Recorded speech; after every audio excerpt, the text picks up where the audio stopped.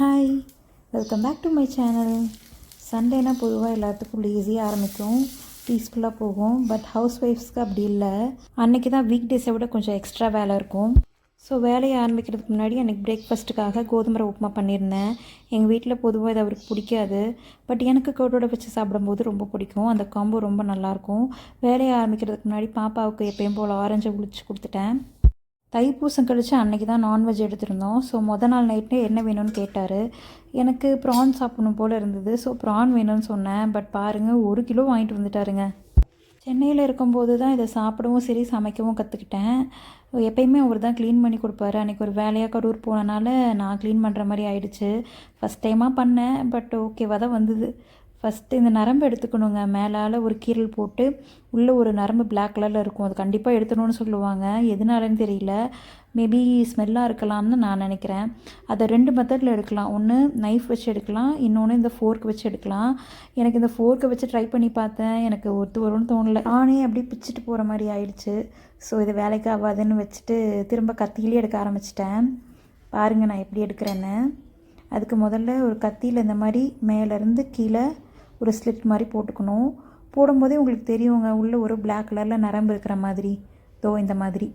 அதை அப்படியே அழுங்காமல் இழுத்திங்கன்னா அந்த நரம்பு தனியாக வந்துடும். ஒன்றா எடுக்கிறதுக்கு ரொம்ப நேரம் ஆச்சு. இந்த ப்ரான் பாருங்களேன், பெருசு. நான் எடுத்து காட்டுறேன். இந்த மாதிரி ஸ்லிட் பண்ணிங்கன்னா நல்லாவே தெரியும். அதை அப்படியே அழுங்காமல் மேலேருந்து இழுத்திங்கன்னா வந்துடும். இப்படி எல்லாத்துலேயும் ஸ்லிட் பண்ணி எடுக்கணுங்க. ரொம்ப கஷ்டமாக தான் இருந்தது. சரி பரவாயில்ல, நம்ம தான் எடுத்தாகணும் அப்படின்னு சொல்லிட்டு எல்லாத்தையும் எடுத்து வச்சிட்டேன். அதை ஹைப்பர் லேப்ஸில் காட்டுறேன் பாருங்கள்.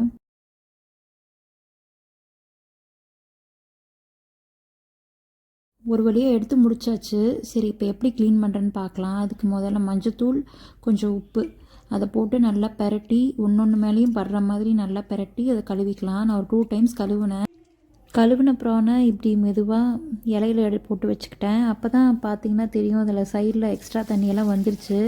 ஸோ அதை டக்குன்னு ஒரு பாத்திரத்துக்கு மாற்றிட்டு மேரினேட் பண்ணி வச்சிட்டேன்.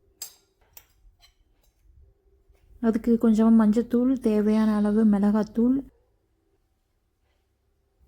மல்லித்தூள், அப்புறம் கரம் மசாலா, தேவையான அளவு உப்பு, இஞ்சி பூண்டு பேஸ்ட், தென் கொஞ்சமாக லெமன் ஜூஸ். அதை நான் புளிச்சு விடல, பட் அதையும் புளிஞ்சு விட்டுக்கோங்க. போட்டு நல்லா இந்த மாதிரி கோட் ஆகிற மாதிரி மேரினேட் பண்ணி ஒரு 1/2 அன் ஹவர் வச்சுருங்க.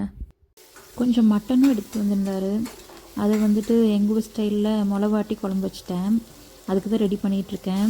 அதுக்கு தக்காளி போட மாட்டாங்க எங்கள் ஊர் சைடில், பட் எனக்கு அந்த டேங்கி டேஸ்ட் பிடிக்கும். ஸோ ஒரே ஒரு தக்காளி ஆட் பண்ணிக்கிட்டேன். மிளகாவும் தேவையில்லை, அது காஷ்மீரி சில்லி. இந்த மிளகாத்தூளில் ஒரு குளறுபடி நடந்து போச்சு.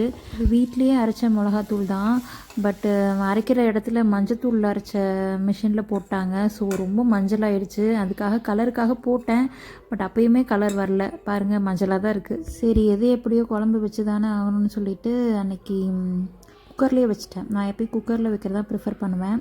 டக்குன்னு சோம்பு போட்டுட்டு இஞ்சி பூண்டு போட்டுட்டு அப்படியே மட்டன் பீஸை போட்டு சாட்டே பண்ணிக்கலாம். சாட்டே பண்ணும்போது உப்பும் போட்டுக்கோங்க. போட்டுட்டு நல்லா வற்றணுங்க. பார்த்தா சுருண்டு வரும்னு சொல்லுவாங்க. கறி நல்லா சுருண்டு வந்ததுக்கப்புறமா நம்ம அந்த மிளகா ஊற்றிக்கலாம். அதை ஊற்றினதுக்கப்புறம் தண்ணி ஆட் பண்ண வேண்டாம். ஒரு 2 பெரட்டுங்க. பெரட்டினதுக்கப்புறமா கொஞ்சமாக தண்ணி ஆட் பண்ணி கழுவி ஊற்றிக்கலாம். ஸ்டேஜில் நீங்கள் தண்ணி எவ்வளோ வேணுமோ ஊற்றி அந்த கன்சிஸ்டன்சியை அட்ஜஸ்ட் பண்ணிக்கலாம். ஒரு 4 விசில்ஸ் விட்டிங்கன்னா கரெக்டாக வெந்துடும். அது விசில் வர நேரத்தில் அப்படியே அந்த பாத்திரத்தை கழுவிடலாம். எங்கள் அம்மா இதே மாதிரி எப்பயும் கழுவி வச்சுருவாங்க. அவங்கள பார்த்ததாலேயோ என்னமோ தெரில, நானும் சேர விட மாட்டேன். டக்குன்னு கழுவி வச்சுட்டா டைம் சேவிங்காக இருக்கும். அடுத்தது கிச்சனில் வரணும்னு அவசியம் இருக்காது.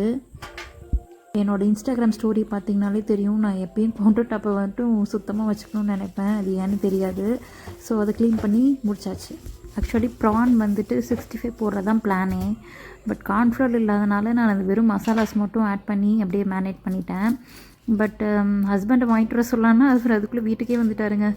சரி என்ன பண்ணுறதுன்னு தெரியல. சரி தவா ஃப்ரை பண்ணலான்னு யோசிச்சு வச்சுருக்கேன். அதுக்குள்ளே அந்த மட்டன் ரெடி ஆகிடுச்சு.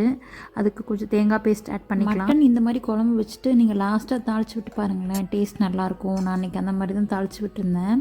அதுக்கு ஒரு தாளிப்பு ரெடி பண்ணிக்கலாம். எப்பயும் போல் கடுகு உளுந்த பருப்பு போட்டுட்டு வெங்காயம், பச்சை மிளகா, கொஞ்சம் கருவேப்பிலை அதை தாளித்து அப்படியே கொட்டிட்டிங்கன்னா நல்ல ஃப்ளேவராக இருக்கும். நீங்கள் ட்ரை பண்ணி பாருங்கள். பண்ணி முடிக்கிறதுக்குள்ளேயே எங்கள் வீட்டில் எல்லாம் பசிக்குதுன்ட்டாங்க. ஸோ டக்குன்னு தவா ஃப்ரை பண்ணி அன்றைக்கி சாப்பிட்டாச்சு மதியம். ஈவினிங் கொஞ்சம் எடுத்து வச்சுருந்தேன். அது ஹஸ்பண்ட் நான் பண்ணுறேன் அப்படின்னு சொல்லிட்டு பண்ணிகிட்டு இருந்தார். அது எப்படி பண்ணுறதுன்னு பார்க்கலாம். எடுக்கல.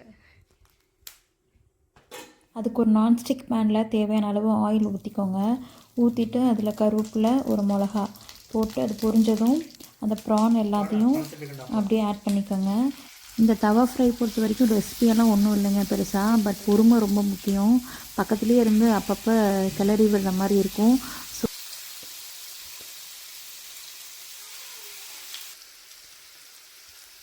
இந்த மாதிரி சுருண்டு நல்லா மசாலாலாம் கோட் ஆகிற மாதிரி வரும். அதை அப்படியே ஸ்லோ ஃப்ளேமில் வச்சுட்டு இந்த மாதிரி ரோஸ்ட் பண்ணி எடுத்திங்கன்னா டேஸ்டியான தவா ப்ரான் ஃப்ரை ரெடி. அன்னைக்கு சண்டே எப்படி தாங்க போச்சு. இந்த மாதிரி குக்கிங் vlogs பார்க்கணுன்னா என்னோடய சேனலை மறக்காமல் சப்ஸ்கிரைப் பண்ணிவிடுங்க. தேங்க்யூ.